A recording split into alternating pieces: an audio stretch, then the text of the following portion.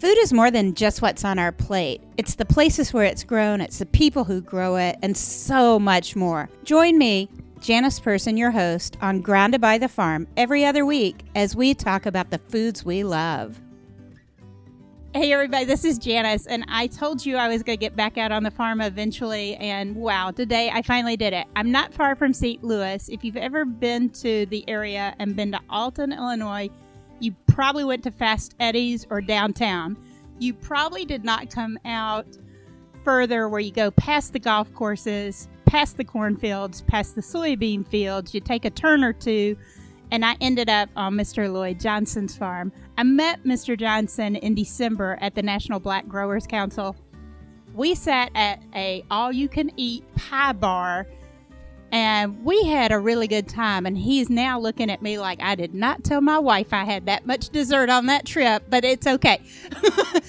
I'm out here, and I really wanted to talk to Mr. Johnson. Can you tell us a little bit about your farm? I know you're in a transition mode at some point, and how you've been farming, how many years, maybe give people a little bit of clue that you've got a deep amount of experience here.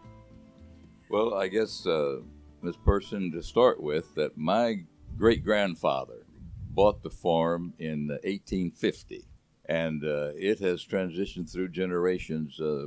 Two of his oldest sons, then after he died, and he died pretty young, around 52, I think, years old. And then two of his older sons bought the farm.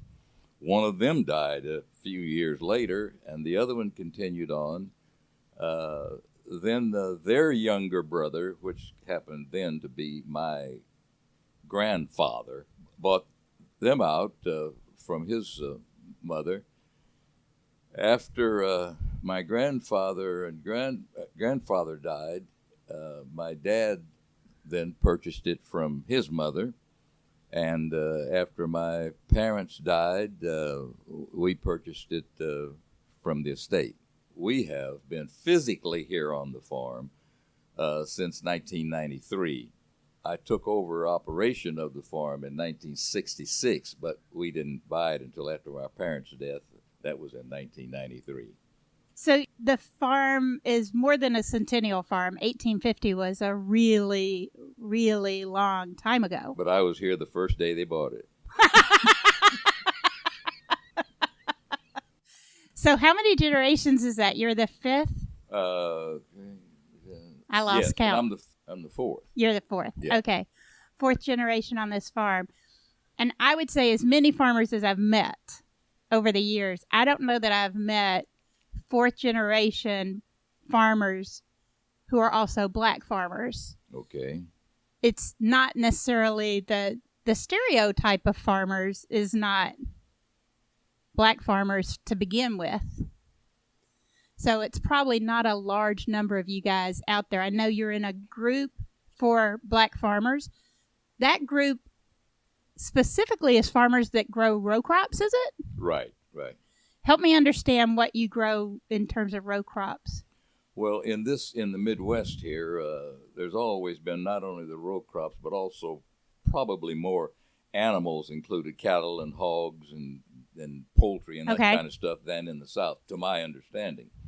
We here grow mainly corn, soybeans, wheat, hay crops for animals. We don't grow cotton, we don't grow tobacco and those things that are traditional to the South. When I was a kid growing up, a lot of farmers, us included, you had a small patch of sorghum crop, or I should say cane, sugar cane, that you then in the fall processed into sorghum molasses for our own consumption. But it was never a big crop here. Here in our immediate area, there was a period that there was a lot of milo that was grown for feed grain. Yeah. But milo, that was before some of the more sophisticated air circulations of storage facilities, and milo is just difficult to keep, more so than corn. Oh, okay. So because it's small grain, it's close together, and so it's more difficult without aeration to keep. And so Milo here is no longer a much of a money crop. Just to explain to people who don't know, Milo has a head that has round, kind of almost like BBs or something on it, versus kernels of corn that most people can understand what that looks like. So they're much smaller. It's smaller. A big head of them, yes, but they come apart real fast. The seed itself is very small, yep, and as a result, aeration is necessary in order to keep it. Yeah. And that's expensive and so forth, and it doesn't have the same protein value that corn has, so it's just not really necessarily the ideal profitable grain crop right here. How so is that what the greats going back, did they grow row crops too, or did they have diversified farms? Were probably the thing in 1850. When did they start making that shift over? Well, I'm old enough to remember when soybeans became a prominent crop around here. So it was just almost always straight corn. Okay. There wasn't the rotation that you have today with crops, and the intent there was really to grow feed for the livestock. Okay. But soybeans came here prominently in my lifetime. Now, before that, they did, guys raised a lot of what they call cow peas, but that again was a great hay crop for milk cows. Okay. But you just didn't have the rotation then that you have now. There was a lot of wheat, oats, and that kind of stuff that was grown. But the difficulty, again, with those in this immediate area is that they are not the same, they're not an equivalent cash crop for grain. And also here in the springtime, you have an awful lot of weed pressure. And so wheat and oats are very seldom planted around here. Okay. A little bit 40 miles east of us, a lot of dairy. Mm-hmm. And they raise a great deal of wheat around there. The most wheat that's grown around here is, a few miles east and somewhat south of us, I'm sorry. Yeah. A lot of times we talk about the land people farm based on what's in the area. I had to cross both the Missouri and the Mississippi rivers to get here. So I assume part of this land has been floodplain at some times, but you've got rolling hills. So what's it like, soil-wise and all that kind of stuff? What you got? Well, we're different from those places near the river. We're on secondary creek bottoms. The creek comes out. It doesn't come out and stay like the river does for months and months with the collection there. Because of our hills, because we're on creeks and that kind of stuff, there are occasions that the lowland floods, but the water moves across it and goes on its way, damaging your crops and so forth on the process. But at least it's not standing in water like you have with floods in the river. We have clay hills, but in the bottoms we have pretty deep, dark soil. But it has enough clay content that it holds moisture. I was surprised when I got associated with the National Black Growers, who are predominantly southern row crop farmers, and they have the necessity to irrigate crops, whereas here we have the opposite. We have to tile our fields to get rid of moisture, get rid of water, I should say. So that was a real eye-opener to me, not only the expense, but the effort that is involved with irrigation. Yeah. That I knew nothing about before being affiliated with the southern farmers. We typically get pretty good rain around here most of the time when you need it. We can get dry years too, but in the South, it typically is more dry years, so you need a little water. Well, every place has some years that you don't have sufficient rain. We've had traditionally, rather ideal weather patterns. But in the more recent years, regardless of people's position on climate change and all that, there is a change in the seasons. And we don't get nice rains anymore. They're hard. And there's no place that can take care of 3, 4, and 5 inch rains overnight. Right. You just nothing can do that. For instance, both of my farms were tiled.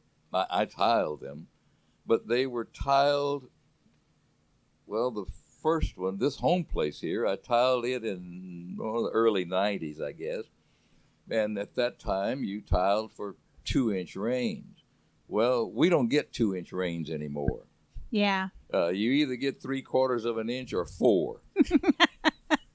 And you got to get that water to go somewhere, or it just sits in the middle of your field. And the catch basins that are engineered for a 2-inch rain won't hold a 4-inch rain. Right. And so I've done a lot of tile repair and a lot of tile additions. Mm-hmm.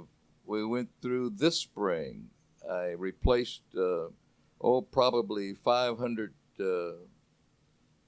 Easily 500 feet of tile, and this fall, when the crops are out, we're going to add another probably 3,000 feet of tile just to accommodate the change in weather. Yeah. So how many crops have you grown? They say most farmers get 40 chances. That's 40 crops where they have a chance to make a yield. A profit. Well, however many years there are between now and 1960 middle, 16, 4, 5, however many, that's how many crops I've had. Whatever that arithmetic is, that's how many crops I've had. I know how long that is because I was born in that 60 middle. Oh, so now you're trying to make me feel bad about being old, huh? No. I'm saying you know, close like my mama's age. Well, I'll tell you this. 2 years that come into mind. One year, my corn crop was about knee high when I went to bed, and the next morning, it was covered with water. The following year, the same crop, I came out of the field about 2 or 3 o'clock in the morning planting corn, and by 10 o'clock that morning, it was all underwater again. Trying to recover from 2 years straight loss when you are already broke and in debt up to your mustache takes a long time to plow out of that. Yeah. We've had some good years, but everybody has good and bad years, and the bad years are especially difficult because you don't have a lot of surplus. Right, Yeah. right. And we've actually talked about that on the podcast quite a bit, that a lot of farmers have off-farm income from either spouses or other jobs or whatever because the risk management is so hard to know you're going to be able to pay car notes and things like insurance. Sometimes a city job really is the best way to go for a farm family to make sure they're covered. You handle quite a bit of money, but the margins of profit are so small that there's not room in there for error. Yeah.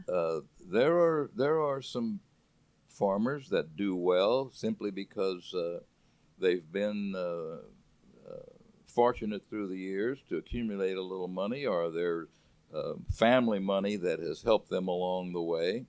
As when we started, I told you about the generations that have come through here, but it has never been granted to any of us. We have all purchased the ground. Right. So there's not been a windfall for any of us who have owned and operated the farm. Right, right. And you and I talked, you're looking at what happens to the farm next when we were in Atlanta. It's a tough conversation. I talked to a lot of farmers about this since I've talked to you. And most farmers have an absolute desire to make sure their family gets to do what they want.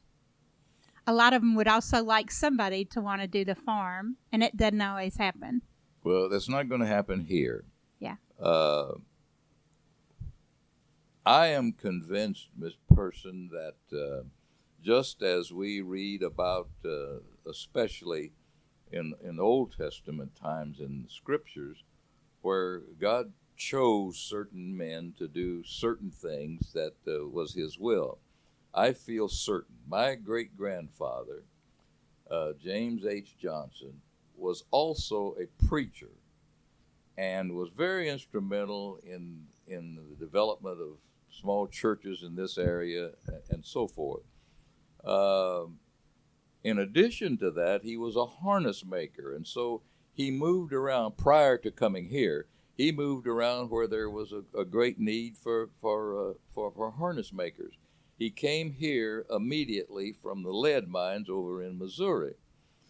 And I am convinced, because of his spiritual commitment with the Lord, that the Lord established a covenant, for lack of a better word, another word, and His blessings have been on this family and this farm ever since.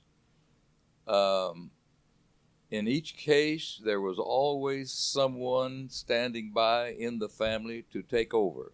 My great-grandfather had 2 sons who did.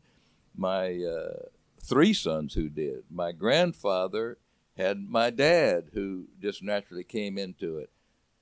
And I never understood until recent years, because there were other career aspirations that I had and had opportunities and so forth, but just never seemed to materialize. And it became apparent to me through the revelation of spiritual insight that I am a part of that deal that the Lord made with my great-grandfather. And this has never been about me. Right. It's been about the covenant. And so it took me practically all my life to come to that realization. And included in that is that I don't have a child who is going to follow me. I have children, but they're not interested in the farming. And they would be foolish to give up what they're doing in order to be a broke farmer. So I'm at ease with that. I also think that, again, because this was a part of the covenant and the doing of the Lord, is that I don't think that there was ever anyone else in the lineage that could have dealt with liquidating the farm. I haven't always been there. Yeah. But I am at peace with it now. And sometime in the next few years, we will liquidate this, and we have it in a trust, an irrevocable trust, because you can't trust me. I'll change my mind in a minute. But it's in an irrevocable trust, and it's all outlined there that the money will be distributed to some worthwhile causes of scholarship. The kids will get some, and my wife will get some, but the money will be distributed to causes, education, and that'll be the end of it. We sold one farm a couple of years ago because it was becoming time for us to set things in order for scholarship college education of some of our grandchildren. And so we liquidated that farm. And in the next several years, we'll do the same thing with the home place here, and it'll be distributed to the same worthy causes. That's fantastic. I mean, it pulls at my heart a little bit because, your family's been in farming all this time, but I also know you have nieces and nephews and grandkids and things that are doing amazing things because they've been able to get the educations that they've wanted, and they've been able to do. They're great people, as well as being great professionals and things. That's an incredible legacy for any family.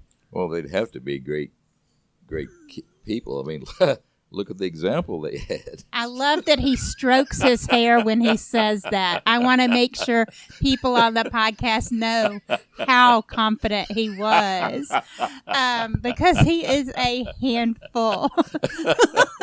So one of the things we talked about while we were in Atlanta is young farmers. And I'm going to actually interview Taryn for the podcast too. I think you remember Taryn Moore from Texas. Yes. What would you, if they asked you for advice, I know you're not one to just give advice not being asked, but if they asked you for advice, what would you tell young farmers or people who maybe think it might be good to get into something like farming? What would you tell them to do? I would probably tell young farmers the same thing that I would anyone who would seek advice on career or enterprise, and that is, think first. Farming, so long people have thought of farming as a way of life. Farming is a business, the same as anything else. And don't be fooled by the fact that it's a way of life simply because you live on the business. It is a business. And if you have no business sense, it makes sense you don't go into business. Work for other people, maybe, if you don't have business. That's it. That's it. Farming, perhaps I should say business, is a huge gamble. Yeah. And if you're going to go into any business, farming not excluded, you have to have something called a business plan. Just having thoughts in your head is not a plan. Until you reduce ideas to writing, you don't have a plan. And what is required after you have a plan is working that plan. You don't fly by the seat of your pants day after day. Well, I think I'll do this because it's a good idea today. Follow the plan. But be sure that you develop the plan in a sober, thought-out way. I absolutely love that because I started my own business last year, right? Mm-hmm. And I had thought about doing my own business for a really, really long time. Mm-hmm. But I took 6 months of classes and working with bankers and working with others and really honing that plan to where I thought I might be able to make this work. And I think people get caught up. So many of us in today's world want to love what we do and we want to live our passions. But remembering that you need to be able to make sure you're going to be able to make money at it, or at least be so rich you don't have to worry about losing money at it or something. To just start something out of nowhere is kind of challenging. And farming's hard. It not only is hard, well, it's less hard than it was years ago, but it is extremely expensive. Yeah. If you have the money to go into farm, to equip yourself to farm without borrowing money, you're foolish to do it, because you can make more return on your money investing it than you're going to make on it equipping yourself to farm. So you have to be very dedicated to what you're doing in order to do it. Yeah. And I guess if I were going to advise young people, it is, don't go to your finance source to give you the answers to problems, to give you advice. When you go to an institution to borrow money or to finance your operations, you need to provide them the answer instead of the problem of how in the world am I going to be able to buy a new tractor or some piece of equipment. No, what you need to do is take a financial statement that the person can look at to see how it is you're going to pay them back the darn money you're there asking them for. You don't go into a financial institution with problems. You go into a financial institution with the solution of here's how I'm going to be able to make some money for you with that money that you have sitting there in the in the safe. Yeah. So I could talk to him all day, as you can tell. So money is a problem for a lot of black farmers at different times during your career of farming. You told me that Southern guys had it a lot worse than you did. Can you help me understand what some of that looked like from somebody that was seeing it, right? Because I've read about it. I've been lucky enough to talk to different people about it, but so many people have never heard a perspective like yours of living this history of a challenge. We see the challenges we face today, but sometimes we forget how hard other people had to fight for some of the things that we've got. I think, Ms. Person, it became so apparent to me. Now, please don't misunderstand me. Any person, and especially black people, who say that they have never experienced discrimination or persecution are simply, they're either lying or they're so ignorant you don't need to talk to them. Everybody faces that. And the important thing is not to be tripped up when you're faced with it. You ought to already know how you're going to address a situation when it appears. You have to be prepared mentally and socially and all other kind of way that if you walk up to somebody's house and they have a bad bone-eating dog and you're the only one there, the dog has to come up in second place. And that you have to do the same thing in business. I think that you have to have the resolve that you're not going to reduce our association based on my race, skin color, or whatever. Everybody ought to be a big enough bad thing that someone can dislike you just based on your person, mm-hmm. and not on anything else. Yeah. The difference, I guess I should say, is that it is apparent that in the South, as you talk to these farmers, that it has been more blatant than it is here. You do encounter it, but they dress it up. Yeah. You see, now the thing that you have to,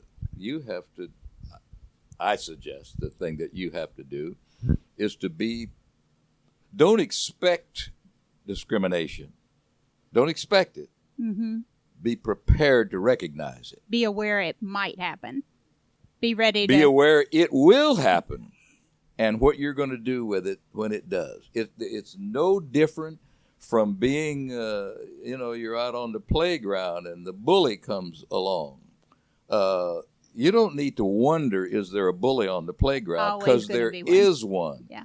The thing that you need to have in your mind is what it is you're going to do for the bully to end up in second place. That's it. You can't go through life being a coward. Yeah. You just can't do it. Now, you don't have to be a bully. Right. But don't go through life being a coward. Yeah. And don't be trapped up with what you are rather than who you are. Oh, I like that. Just don't do it. That's a really good point. What you are is nothing compared to who you are. If most of the people I know, at least. Well, I remember there was a little farm up here in the community. Every boy in the community, oh Lord, they just desired to own that farm. Well, it was the picture of America, and the people who owned it didn't have any children, and they finally died, and the farm came up for sale. Well, it happened at a time that there was not a bank in Alton who was loaning money on farmland. Oh, yeah. And there was one new bank that was starting up, and I found out that they were lending money on farms. And so I called the person, the bank, and the guy said yes, they were. And so I worked in St. Louis at the time, and so I told him what time I would get to Alton. It'd be after their closing time. He said, "I'll wait for you." And so I went to the bank. Well, when I walked in the door, discrimination is like onions. You can't be in the same room and not smell them. And so he whistled around, and he said, "You know, I should have been clearer with you. We are loaning on the farmland, but we're doing it only with some of our, established preferred customers." Well, the farm is going to sell in the next week or two, so, you don't have time you could beat the guy up, but it's not going to change the loan procedure. So what you have to do with things like that is catalog them to prepare yourself better in the future. And also, you have to be willing to balance the scales. Now, that's an overdramatic illustration, but not necessarily. I would say karma's going to get him, but you might say a pickup truck could.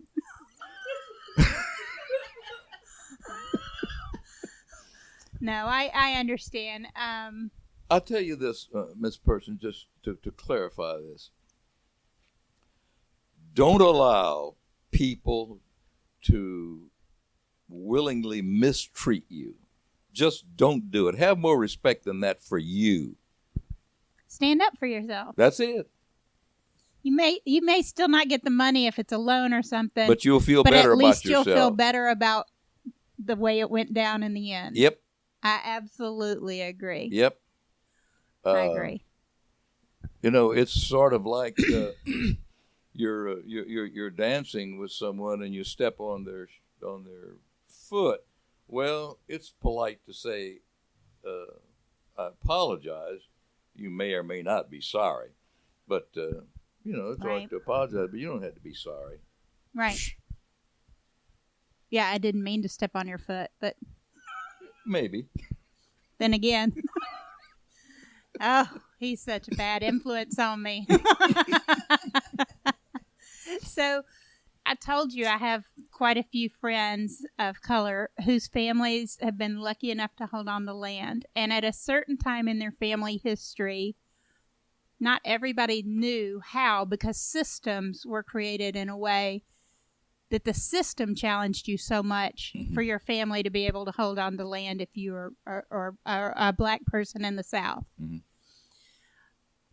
Those folks don't necessarily know anything about agriculture or anything like that, even how to value the land. Do you have any suggestions on how they might go about figuring that out when they all are aware that there are people out there they can't trust? So how do they start finding people they could trust or information they could trust? I think probably, Ms. Person, again, regardless of whether it's farming or any other business, if you find yourself owning some asset in a business, you need to know, first of all, the business.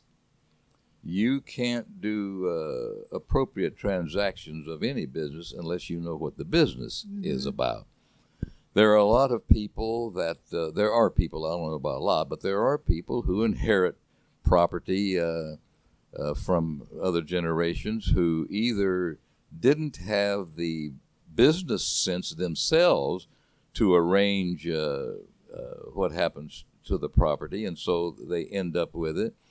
There is absolutely, it's understandable and believable that people can go to town and get a job and make more certain money. I mean, every payday, that money's going to come from a public job, rather than you're sitting there waiting to see is the weather or the insects or something, the market, going to keep me from having a payday at the end of the crop. Mm-hmm. And so if you have the opportunity and the education and so forth, that you can go to town and get a nice job and live comfortably, I think you have to make some evaluation of your insanity if you don't do that.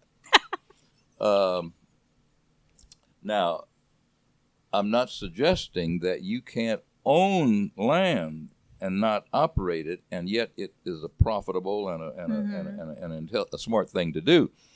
But I hear stories of people who was left land and it just grows up and goes wild, and it has no more productive value. Well, that is inexcusable. It just simply is inexcusable. Why in the world would you own something that is depreciating in value, all except for a car, all the time? But I think the thing that happens is that the people who continue to do that, they're held on to some, whatever the emotion is, that, oh, that was owned by Grandpa and it's been in the family. So what? If you're not going to do anything with it, then give it up for somebody who is. Because I'll tell you, the value and the creative benefit of land is worth more than the memory of Grandpa. And forestry is an option. There are places that can manage things for you. Yeah. If nothing else, do a lot of research. Read a lot. Don't necessarily count on people that you don't know first. And go talk to people that know things. Yeah. Don't sit there and say, oh, well, this boy, another 50 years, this ground will be worth so-and-so. No, it won't. No, it won't, because it'll be wild. It'll be woods, or it'll be a swamp. It'll be something else. Yeah. And so you have to make the same decision with those possessions that you do with the inventory in your store. You have to turn it over. Make it productive. Make it make money. Sometimes stories that you hear, it's because there's other brothers and sisters and they have different ideas about. We bought a farm here several years ago now, and there was 80 acres in that piece, and there was another 80 or to 100 acres that separated between that land and development. Mm-hmm. And the developers didn't even come to the sale because the family was two brothers and a sister that owned the land, and they were determined that they weren't going to take less than $10,000 an acre for the land. Well, okay, if there's an auction, your land is worth whatever the last bidder said. That's what it's worth. And so we went to the sale, and happened to be the last bidder, and the brothers said, no sale. The sister said, the hell there ain't a sale. There is a sale unless you guys come up with my share of the money today. Wow. Well, I think that's smart. First place, the ground wasn't worth $10,000 an acre. Yeah. The developers didn't even come to the sale because you got 100 acres or so separating you, so you can't do that. Now, it's more difficult to come to that situation as the sister did if there's no one in the family that has leverage enough to force a sale. Mm-hmm. And so you're just kind of caught in a tough spot there unless you can persuade your sucker brothers and sisters to buy you out. Yeah. Yeah. If you're not going to do anything with land, turn it into money. Turn it into money. You see, you can take money and set it aside. You don't even necessarily have to put money to work. Money will never be worth less than it is when you put it in that pouch. land will. Oh, that's a good point. Land will. You have to make land, always make land work. You're a sucker if you don't make money work, but you have to make land work. And a lot of people don't necessarily think of land that way. When you live in a city and you have a yard and that's it, right? They don't understand it. Yeah, it's a very different proposition because your land is working for you. It's providing the atmosphere around your house that you want. That's why you do the landscaping and whatever. It's working for you in terms of the look of the land or whatever. It's not returning investment. And when you look at land by acres, and farming, it's a return on investment. City property, developed property, I should say, will almost never depreciate in value. Right. If you keep your property up, and you're in a neighborhood that doesn't go through a social decline, and if it is going through a social decline, then you need to get out of there anyway. I retired. We bought this farm in July of '93. I retired in August of '94.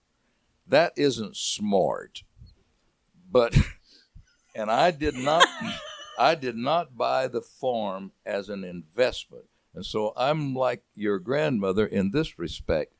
This is where I'm going to live. Well, hell, I don't care. This is where I'm going to be.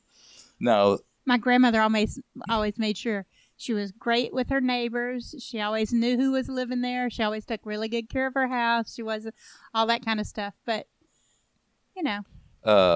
Now, I've been very fortunate. We have been extremely fortunate because the farm has exponentially increased in value.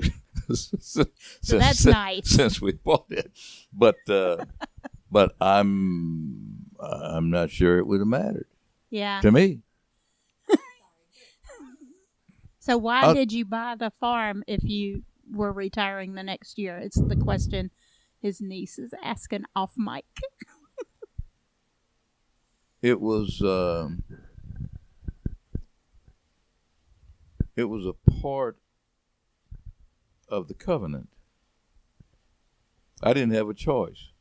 See, I know now that the things that I didn't do as ambitions were the working of the Lord. He had this covenant. He had this plan. And I was the last player in the play. Mm-hmm. It was a compulsion to buy it then. Like you were compelled. No. It was.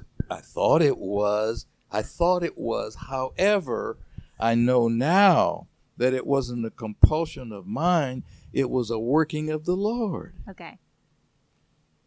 Because the things that I've done, Miss Person, don't make sense. They don't make sense. And they darn sure didn't make dollars. But no, other career opportunities, other career preparations, they just never came to fruition.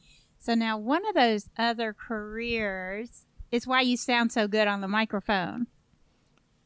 You got a good voice. Oh, say that again, would you? Wow.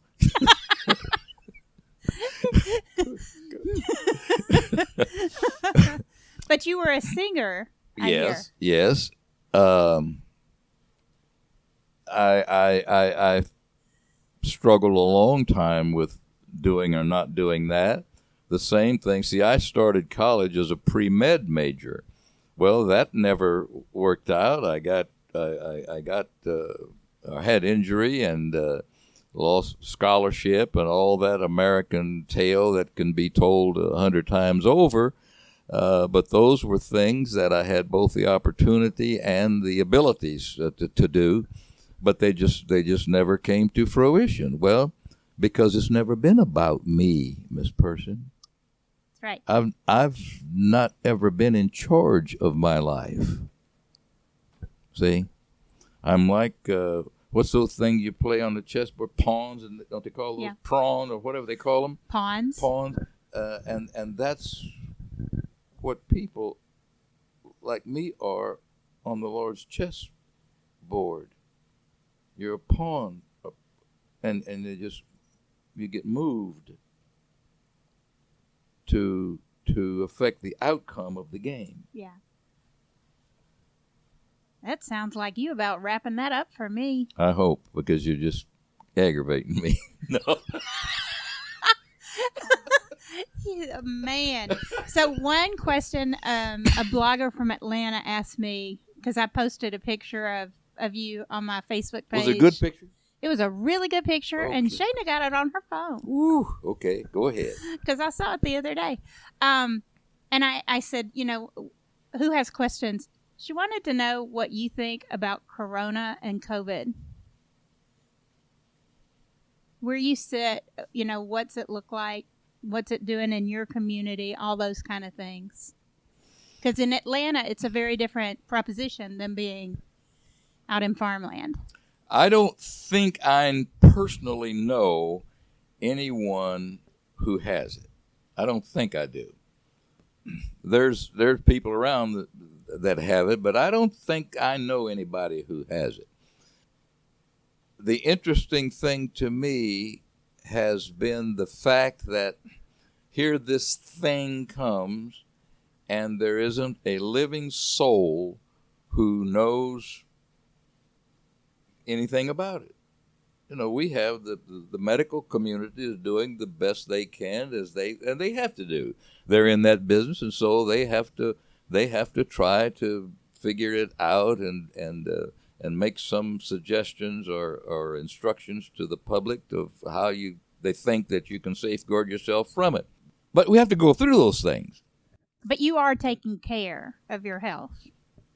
Your family's generally taking care of their health.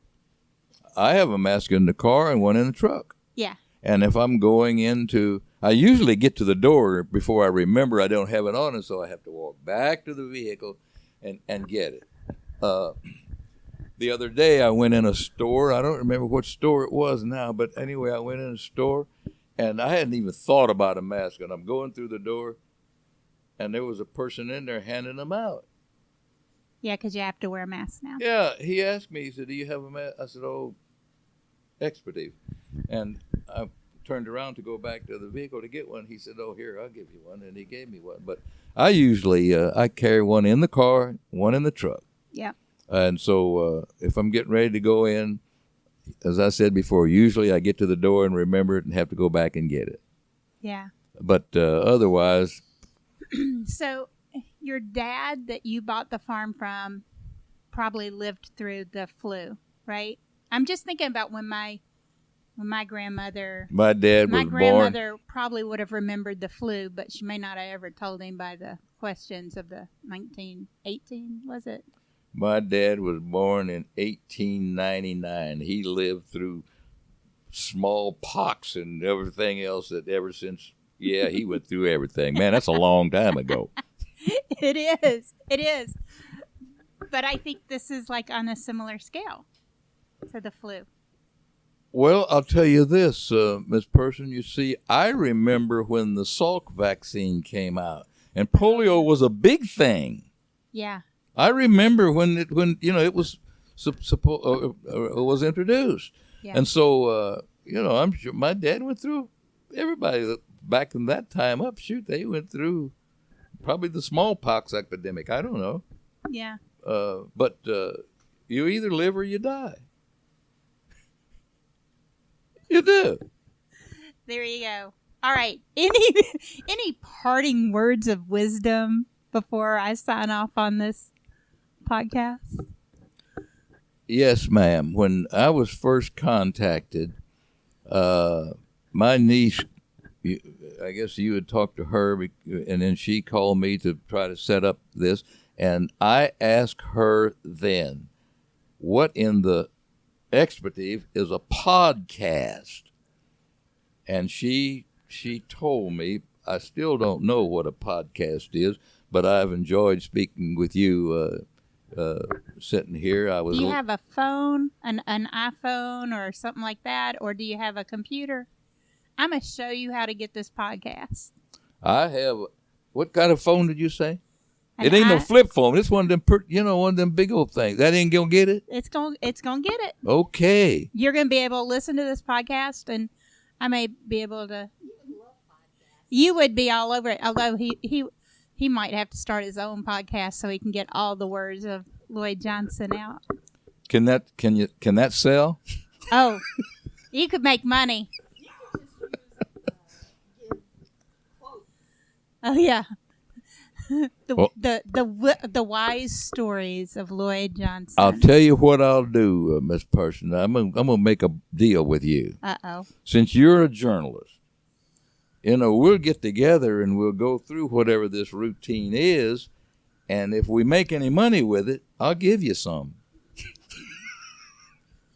Now, see, I also know I always got to look out for myself. Oh, trust me. So we both going to be looking out for ourselves. We'll make a deal, Lloyd, and we're going to have a fair split. We're going to see who brings what to the table, and then we're going to decide what that split looks like. No, just trust me.